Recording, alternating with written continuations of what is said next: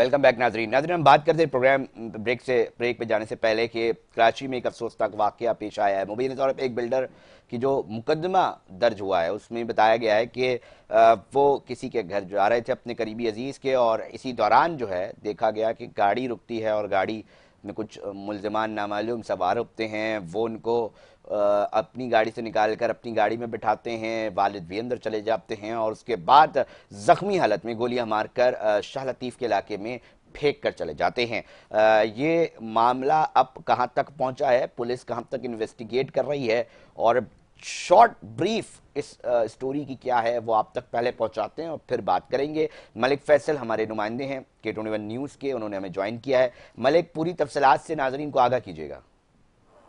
अभी अली भाई, कराची में वैसे स्ट्रीट क्राइम की वारदातें और जराइम पेशा रोगों का आजादाना घूमना शहरों के लिए वबाले जान बन गया है। कराची में शाह लतीफ टाउन में ये एक वाकया पेश आया जिसमें अगवा के बाद फायरिंग करके जो नौजवान को जख्मी करके फेंक कर चले गए थे ये जराइम पेशा लोग। और ये वाकया जो है जिसके बाद चंद रोज गुजरने के बाद जो है पुलिस ने मुकदमा भी दर्ज कर लिया है जब वालिद की मदद में। अगर बात करें मुकदमा जो है इक़दाम कत्ल की दफात तहत 4 नामालूम अफराद जिन्होंने के खिलाफ जो दर्ज किया गया, इसके मुकदमे में अगवा और लूट मार की दफात भी शामिल की गई है।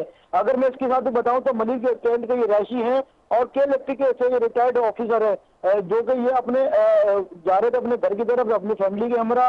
ये वालिद का ये कहना है, वालिद मोहम्मद आरिफ का, जिसके बाद 13 अक्टूबर की रात अपनी अहलिया, वालदा और बेटे के हमरा बीमार बहन को घरेलू जो परेशानी के बाइस जो है जब कुरंगी जा रहे थे 2.5 नंबर के इलाके, तो वहां पर जो रास्ते पर ही इन 4 मुल्जिमान ने जो है मुसल्लम मुल्जिमान ने रोक कर जो है पहले बेटे को तशद्दुद का निशाना बनाया और लूट मार की और उसके बाद अगवा भी किया। जिसके बाद वालिद का मतन ये है कि मैं भी जबरदस्ती अपने बेटे के साथ जो है गाड़ी में मुल्जिमान के साथ जा बैठा, जिसके बाद जो है चारों मुल्जिमान ने अपने चेहरों पर जो है मास्क लगाए हुए थे और जिसमें से जबरदस्ती गाड़ी में भी डालकर जब मेरे बेटे को ले जाने की कोशिश की तो मजबूरन मुझे अपने बेटे की जान बचाने के लिए साथ बैठना पड़ा। लेकिन कुछ देर बाद ही जो है थोड़ी देर आगे जाके हमें जो है उतार दिया गया और मेरे बेटे को गोली मारकर जख्मी किया गया, जिसके बाद हमने फौरन जो है मददगार 15 पुलिस को इतला दी, जिस पर जो है अपने दामाद और फोन कॉल करके बतलाया कि हमारे साथ ये वाकया पेश आया। जबकि 4 दिन गुजरने के बाद भी जब जो वाकया पेश आया जिसमें दौरान तलाश मुझे जो है शाह लतीफ टाउन थाने में इतला दी गई थी, जहाँ पर उन्होंने पुलिस ने बुलाया। ये वालिद मोहम्मद आरिफ का ये कहना है जिसमें मेरे बेटे को जो 2 गोलियां मलिक फैसल, तफ्तीश कहां तक पहुंची है और हम ये जानना चाहेंगे मलिक फैसल तफ्तीश कहां तक पहुंची है? किसी मुल्जिमान की गिरफ्तारी आई, कोई रिकॉर्ड का हिस्सा बन सका है, कोई सीसीटीवी फुटेज सामने आई है? हाँ जी, अब जो पेशरफ्त है उसके हवाले से पुलिस ने मुकदमा दर्ज करने के साथ मजीद जो है अब इसकी तहकीकात का आगाज शुरू कर दी गया, जो वक्त से सीसीटीवी और दीगर जो है वहाँ के जो सबूत है वो इकट्ठे किए जा रहे हैं। ठीक है, बहुत शुक्रिया मलिक फैसल, हमारे नुमाइंदे में आगाह कर रहे थे। हमारे साथ स्टूडियो में मौजूद हैं नादरीन एडवोकेट फ़ाहद बलोच साहब, कानून पे गहरी नज़र रखते हैं और साथ साथ मुख्तलिफ इश्यूज़ को सोशल मीडिया पे भी उठा रहे होते हैं। बहुत शुक्रिया फ़ाहद साहब, आपने टाइम निकाला।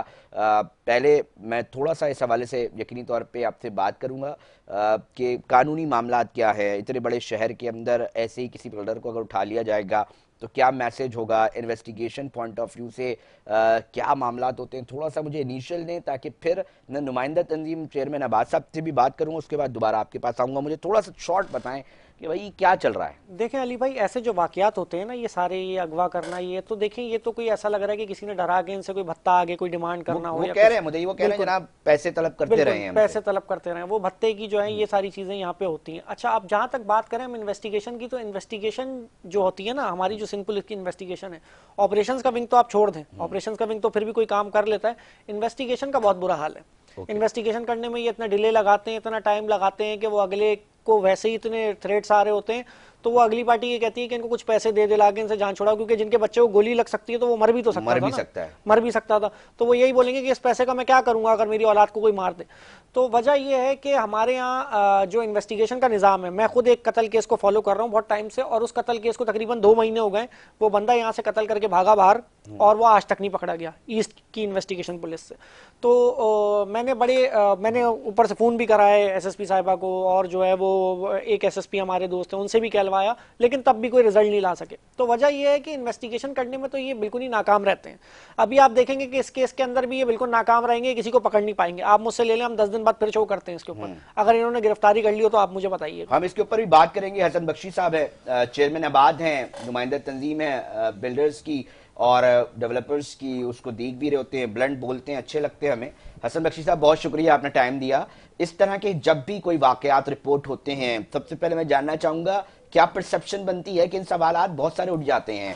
अब सूरत हाल इस तरह की है, आखिर कब तक ये सूरत हाल देखनी पड़ेगी? क्योंकि बात ये की जाती है कि जी तिजारत होगी, फाइनेंशियल मामला बेहतर होंगे तो पाकिस्तान तरक्की कर सकेगा, मगर अगर इस तरह ताजिर बरादरी को विक्टिम बनाया जाएगा तो कौन कैसे तिजारत कर पाएगा? हसन बख्शी साहब। बिस्मिल्लाहिर्रहमानिर्रहीम, अस्सलाम वालेकुम। वालेकुम सलाम।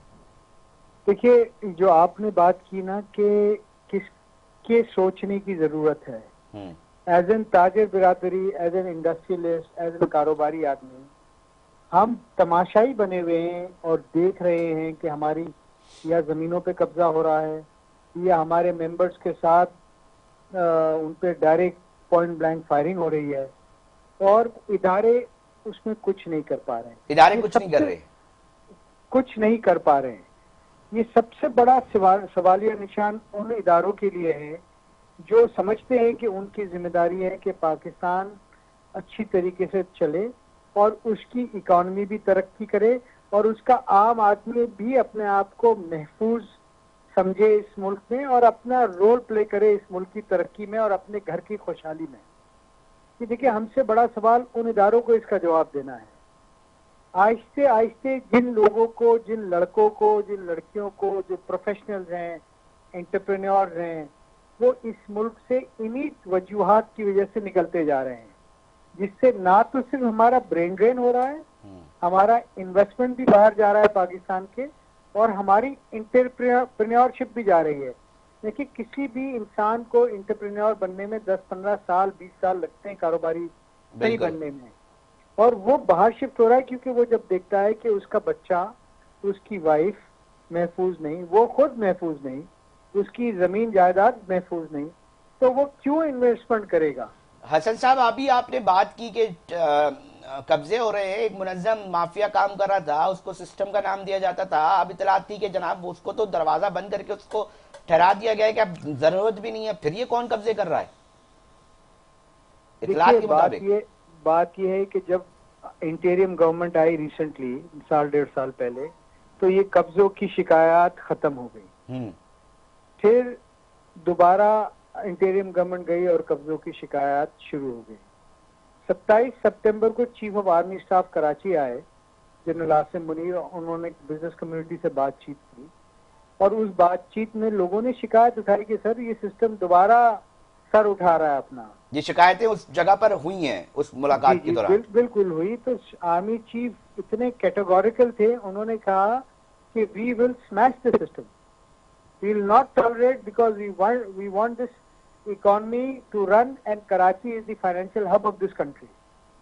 तो उससे हम सबको जो वहां मौजूद थे उनको एक इत्मीनान हुआ और हमारे पास लोगों की, और जब हम लोगों ने बाहर आके मुख्तलिफ लोगों को, मुख्तलिफ चैनल्स को आर्मी चीफ का ये रिजॉल्व बताया, तो लोगों ने कंप्लेन भेजना शुरू की हमारे पास। ओके। क्योंकि पहले तो एक नाउमीदी सी थी कि शायद कुछ हो ही नहीं सकता। एक हौसला मिलता है। बिल्कुल बिल्कुल जी जी। तो जैसे ही हमने और तमाम लोगों ने बाहर आके बात की, लोगों ने अपनी कंप्लेन भेजना शुरू की।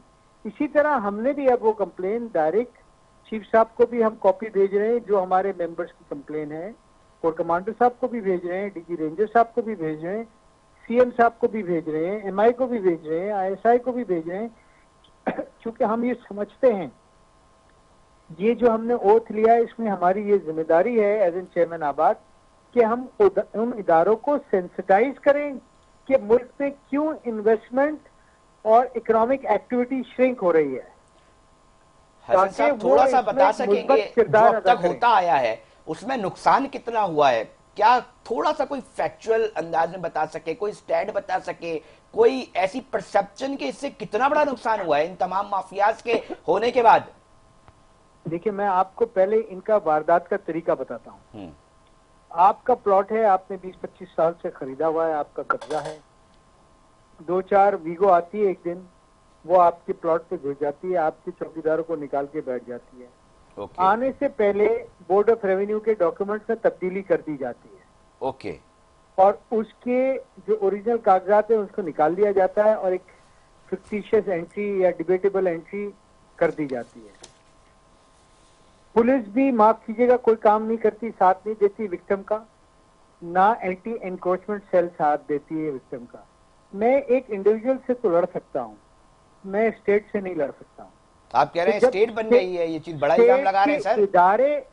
स्टेट के इदारे एंट्रीज को वो कॉम्प्लिकेटेड करा रहे हैं, बना रहे हैं, इस्तेमाल किया जा रहा है इदारों को। जी इदारों को। तो मुझे बताइए ना, हम क्या कर सकते हैं इसके बजाय, इसके अलावा कि हम मुख्तलिफ इदारों, जिसमें आर्मी चीफ भी हो गए, सीएम भी हो गए, प्रेसिडेंट साहब भी हो गए, उन सबको रिक्वेस्ट करें कि भाई कराची में हाउसिंग और कंस्ट्रक्शन इंडस्ट्री ऐसे ही है जैसे कि सियालकोट में सर्जिकल आइटम, जैसे कि फैसलाबाद में टेक्सटाइल।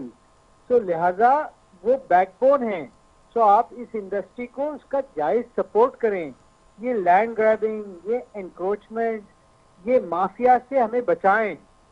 देखिए, इस वक्त आज कंपटीशन कराची और पाकिस्तान के कारोबारियों का, स्पेशली कंस्ट्रक्शन और रियल एस्टेट के कारोबारियों का है दुबई से। अगर मैं 2 अरब रुपए पाकिस्तान में लगाता हूं तो मुझे लैंड का टाइटल मेरा सिक्योर नहीं रहता। मुझे दुबई में मैं कारोबार करता हूं तो 9% इनकम टैक्स है, कराची में 50, पाकिस्तान में 50% income tax. Oh my God. 4% मैं प्रॉपर्टी ट्रांसफर करने को टैक्स देता हूं दुबई में, और यहाँ पर 15% देता हूं। दुबई में डॉलर रुपये की पैरिटी फिक्स है सालों से, फिक्स है सालों से। कराची में पिछले 4 साल पहले 50% या 3 साल पहले, सॉरी 2.5-3 साल पहले 50% डिवैल्यूएशन हो गया है। दुबई में law and order situation perfect है।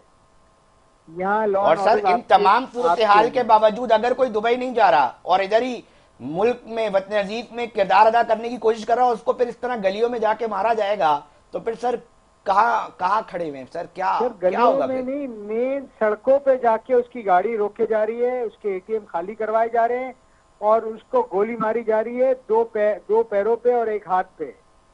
और अभी तक मारने वाले आइडेंटिफाई नहीं हुए। क्या हुए? वो सेफ सिटी कैमरा जो लगे हुए थे, क्यों वो लोग आइडेंटिफाई नहीं हो रहे? क्यों उनके खिलाफ एक्शन नहीं हो रहा है? जबकि मैंने आईजी साहब को भी लिखा है, मिनिस्टर ऑफ इंटीरियर सिंध को भी लिखा है, क्यों नहीं हो रहा है? ये एक बहुत बड़ा सवालिया निशान हमारे लिए नहीं है, आपके लिए नहीं है, मीडिया तो इसको उजागर कर रही है। ये सवालिया निशान उन इदारों का है जो तनख्वाह लेते हैं इन चीजों को कंट्रोल करने की। बहुत शुक्रिया सर, बहुत शुक्रिया। और आपने बड़ा तफसीली और बड़ा ही एक अहम मामले की तरफ इशारे भी किए हैं और बताया भी है खुल के। हमें इसीलिए पसंद है कि आप बहुत खुल के बात करते हैं। बख्शी साहब बहुत शुक्रिया। एडवोकेट फाद बलोच साहब जी, क्या हो रहा है? मुझे सिर्फ इतना सा समझने की जरूरत है। मेट्रोपॉलिटन सिटी कहा जाता है ये कराची चलता है तो जी पाकिस्तान चलता है, फाइनेंस बड़ा आता है जी, इसी जगह से तिजारत होती है। शहर के अंदर मार मार के जा रहे हैं और बाहर भी चले आ रहे हैं और कोई एंट्री एग्जिट के ऊपर ऐसा निज़ाम कायम नहीं है जिसके नताइज हमें बताए जाएंगे। जनाब देखें ना, आप इतनी बातें करते हैं, ये देखें हमने इस तरह मॉनिटरिंग का निज़ाम बनाया हुआ है। सेफ सिटी प्रोजेक्ट के ऊपर हसन बख्शी साहब ने बड़ी खुल के बात की है। कैसे मतलब मेन सड़कों से बंदे, मैं खुद भी जो है वो निशानदेही भी नहीं हो पा रही ना, मतलब सवाल ये। हसन भाई ने बड़ी अच्छी बात की। मैं खुद भी बिजनेस की पहले मैंने डिग्री की थी, उसके बाद मैं लॉ में आया। मैं लॉ में आया ही इसीलिए था कि मेरा कब्जा माफिया से फटा था, ठीक है, तो मैंने लॉ इसीलिए किया था, फिर मैं लॉ की फील्ड में चला गया। अच्छा, आपके अपने घर जो बिल्कुल बिल्कुल जो आपको पता है, तो ये सारे मामलात इसलिए होते हैं। मैं आपको एक चीज बता दूं, पहले कहा जाता था तंजीमी बैकिंग है इन सबकी ना, तंजीमी बैकिंग है, कोई तंजीम बैक कर रही है, ये कर रहा है। जो आपने 2008 से 2013 तक हमने देखा कराची के अंदर जो होता था, तो वो कोई भी किसी की जमीन पे घुस जाए, घर में घुस जाए, कोई नहीं छुड़वा सकता था। लेकिन मैं आपको बताऊं, देखें इसके अंदर ना एक कानून बनाया गया था, इलीगल डिस्पोजेशन एक्ट, जिसके तहत ये था कि इसमें 7 साल तक की सजा होगी अगर बंदा इलीगल डिस्पोजेशन एक्ट साबित कर दे कि मेरी जगह पे किसी ने कब्जा किया है। अब सबसे बड़ा मसला ये आता है कि मैंने खुद केस लड़ा है अपना, तो मैं आपको बता रहा हूं कि इलीगल डिस्पोजेशन एक्ट की रिपोर्ट कॉल होती है एसएचओ साहब से। एसएचओ साहब रिपोर्ट बगैर पैसे लिए नहीं बनाते, ये आप मुझसे लिखवा लें। मैं 3 एसएसपीओ को फोन करा के गया था, उन्होंने तब भी रिपोर्ट गायब की थी। 4थी दफा एसएसपी साहब ने उनको जब बोला कि तो आपका अपना जाती ये मैं आपको अपना जाती बता रहा हूं कि मैं अब आपको जो है ना, अब आपकी नौकरी नहीं करने दूंगा, तो उन्होंने रिपोर्ट बना के भेजी, ठीक है। तो मैं आपको बता रहा हूं, देखिए सबसे पहले तो पुलिस इसमें अपना रोल अदा नहीं करती, कि ये कब्जे हो रहे हैं और कब्जे की इलीगल डिस्पोजेशन की अगर बंदों को गोलियां मार के जा रही है, एक हॉरिबल केस है FR। देखें ये जो गोली मारने का वाकया हुआ है, मैं आपको बताऊं, ये आपके साथ भी हो सकता है, मेरे साथ भी हो सकता है। कल अली रजा को भी कोई उठा के ले जाए, बोले तूने शो अच्छा नहीं किया, मार दे कहीं पे ले जाए, ज्यादा अच्छा कर लिया और ज्यादा अच्छा कर लिया, हाँ बिल्कुल। और फहद को भी उठा के ले जाए कि फहद ने जो है वो हमारे खिलाफ बात कर दी है तो उसको ले जाए। अब मैं आपको बताता हूं कि ये चेंज कैसे हुआ। ये चेंज डिलेमा इसलिए हुआ कि वही जो हमने पुराने जो टेररिस्ट थे, जो क्रिमिनल्स थे, उन सबको हमने जो है ना दोबारा एक एमनेस्टी दे दी। ठीक है, वो किसके नाम पे दी वो सबको पता है। और फिर वो एमनेस्टी दे दी गई, फिर उनको कहा गया कि भाई अब ये इदारों के लोग हैं। ठीक है, अब उनको इदारों के लोग अब वो इस शक्ल में भी काम कर रहे हैं और यही काम कर रहे हैं। ठीक है, मैं इनकी बात नहीं कर रहा, हसन बख्शी साहब ने जो बात बताई उस केस में बात नहीं कर रहा, लेकिन मैं आपको ये बात बता रहा हूं कि 90% लोग वही हैं। ठीक है, क्योंकि जिसको एक दफा जिनका क्रिमिनल बैकग्राउंड है, जिसको एक दफा मुफ्त के खाने की आदत लग जाए, वो मेहनत करके नहीं कमाता। ठीक है, दूसरी चीज मैं आपको ये बता दूं कि देखिए, जहां तक सेफ सिटी प्रोजेक्ट की बात है, तो सेफ सिटी प्रोजेक्ट कराची के अंदर बनाना कोई इतना आसान नहीं। कराची बहुत बड़ा शहर है, लेकिन कहीं से तो शुरू होगा ना सर। आगाज तो हो गया, अब ये अब उसके नताइज देखिए, मैं आपको बताता हूं ये शुरू क्यों नहीं होता, क्योंकि इससे पहले भी एक दफा स्कैंडल आ चुका है चंद साल पहले कि सेफ सिटी के नाम पे जो है वो कैमरे लगाए गए और कैमरों की क्वालिटी अच्छी नहीं थी और कैमरे जो है वो नहीं चल सके, या कैमरे चोरी हो गए, कैमरे खराब हो गए। अब मसला ये है कि देखें, अगर कैमरे हर जगह के काम करना शुरू हो जाएंगे ना, तो कल को अली रजा के साथ भी ज्यादती नहीं होगी, फहद के साथ भी नहीं होगी और आम शहरी के साथ भी नहीं होगी। ये इसीलिए नहीं लगाए जाते कि ज्यादतियां होंगी तो भाई काम चलेगा ना। ओके, सही है। अब आप अलग ही बात कर रहे हैं, एक अलग ही मैं आपको बता रहा हूँ। ठीक है, मतलब आप ये बता रहे हैं मुझे, मतलब आपका ये मौक़िफ़ है कि इदारे कुछ खुद नहीं चाहते, बिल्कुल बिल्कुल नहीं चाहते कि कैमरे लगे। ये कैमरे लगेंगे तो कोर्ट में पटिशनें लगना उन्हें शुरू हो जाएंगी, रिकॉर्ड्स बनना शुरू हो जाएंगे, कोर्ट प्रेशर करने लगेगा, फिर इन कैमरों की जो है वो सारी जितनी भी हैं वो सबके DVRs मंगवा लिए जाएंगे कोर्ट के अंदर चेक करने के लिए। अब आप देखें ना, कहीं पे कोई भी काम हो रहा होता है तो अगर आपकी रिकॉर्डिंग, कि आपके घर की रिकॉर्डिंग में किसी बंदे के साथ वारदात हो जाए तो अगर फहद जाता है कि DVR सूरत हाल से गुजर रहा है, अब ये स्टेप्स तो लेने पड़ेंगे ना। अब क्रिमिनल्स को बोलना पड़ेगा भाईजान कर लेना जितनी रोजी कमाने की, शहर से अब थोड़ा इंसान के बच्चे बन जाओ, अब मुल्क को भी तो उठाना है। माली भाई बात ये है कि कराची के डायनामिक्स अलग हैं। कराची की जो सड़क है और कराची के जो मामलात हैं वो सारे आम इलाकों से अलग हैं। आप हैदराबाद की पुलिसिंग को ला के कराची पर रेप्लिकेट करेंगे, नहीं चलेगा। आप इस्लामाबाद की सिचुएशन को, रावलपिंडी की सिचुएशन को कराची में लाके रेप्लिकेट करेंगे, नहीं चलेगा। कराची के एक अपने तरीके हैं कराची को चलाने के। बात कह रहा हूं कि जब ये इस्लामाबाद में सेफ सिटी प्रोजेक्ट कारामद बन सकता है, उधर नताए जा सकते हैं, लाहौर पिशावर तक बात हो सकती है, तो फिर कराची के अंदर ये क्यों नहीं हो पाता? कराची में नहीं हो सकता, मतलब एक सवाल है ना भाई, यहां से तो पैसे कमाना है।